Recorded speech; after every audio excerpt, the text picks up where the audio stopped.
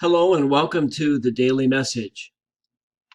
Yesterday I reflected on what it means to be human in light of what the Second Vatican Council had to say about that question. Today I want to reflect on the question, what about other believers? What about people of the Jewish faith or Muslims or Hindus or Buddhists? What should be our attitude toward them? Prior to Vatican II, um, our attitude was simple. Our approach was simple. We Catholics possess the truth, and it is our job to convert the rest of the world to Catholicism.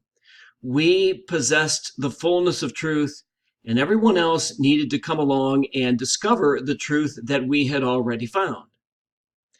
Well, the Second Vatican Council changed that focus dramatically. And in its document called Nostra Aetate, a very brief document, it says this. It says that each and every one of us possesses the truth. That not just Catholics, not just Christians, but that everyone, Jews, Muslims, Hindus, Buddhists, all persons of religion, all persons of good faith, possess the truth, and that we are all on a journey that began with God and a journey that is moving toward God. And so looking at the big picture, Nostra Aetate says that each and every one of us in the world came from God. We were all created by God. It says that we are all here to live for God. That is our common purpose. And we are all moving toward the same destination, which is God.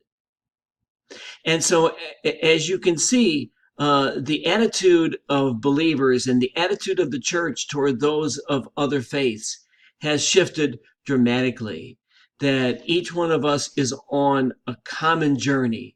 And I hope as we approach persons of other faiths that we can respect the truth that they possess, learn about that truth, and continue on a common journey toward God.